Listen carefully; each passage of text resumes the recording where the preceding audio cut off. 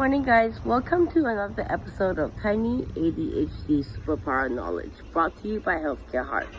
Today's topic is on ADHD and dopamine. So what does dopamine do? Dopamine travels along four major pathways in the brain. These pathways are like highways with pissed off dopamine receptors along the way. Dopamine stops at these receptors to send and receive various messages. These messages are signals that affect movement, coordination, pleasure, and cognition or thinking. The difference between dopamine and serotonin is that serotonin is a neurotransmitter. Just like dopamine, regulates mood and other bodily functions. Both hormones increase positive moods and emotions. Serotonin and dopamine both play a role in digestion and symptom.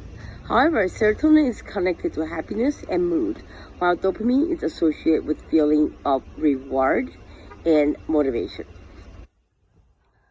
In ADHD, some research shows it may be due to a shortage of dopamine, which now is true. The problem may be due to your genes also as well, because it's passed on. The ADHD medication such as methylphenidate or Ritalin works by boosting the dopamine and stay at an appropriate level for ADHD people. This part is my doctor who was diagnosed with Parkinson's disease. I'm really sad.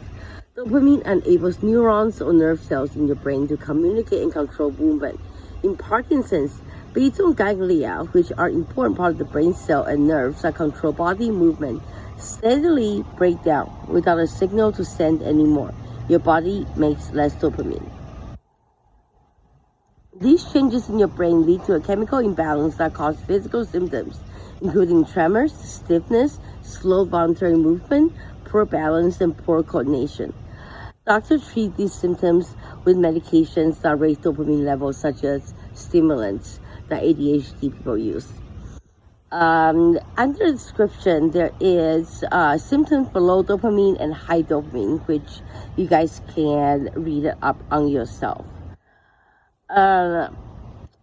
Lastly, I want to say dopamine baseline is extremely important, especially with people with ADHD. So how do you test for your dopamine baseline? It's something not many people think about or even know. Usually physicians prescribe the recommended dosage from the medicine blue book, starting with low dose to test for its efficiency and efficacy, and gradually increase the dosage to the most appropriate level. For people who are taking medication for ADHD, knowing the dopamine baseline is extremely important. I cannot stress the importance of baseline. This baseline is when you feel like yourself again, not a high, not a burnout, which under those you can do that. You feel normal like everybody else. You're able to function, you're able to talk to people, you're able to start your day, organize your bed, put your makeup on, generally feels motivated and hopeful instead of being tired and feeling down all the time. So, stimulants to increase the dopamine come in different variation and forms, ranging from the most researched and oldest medication and the most stable, methylphenidate, to the new type of prodrug, P-R-O-D-R-U-G, such as Vyvanse. Vyvanse is actually produced the prodrug. Let me introduce the prodrug. It does not take effect at all until you melt it in water and drink it. So it's supposed to reduce the abuse in methylphenidate immediate release, such as Ritalin, for example, for snorting and all that stuff. And Vyvanse was the first one that came out. It's called prodrug.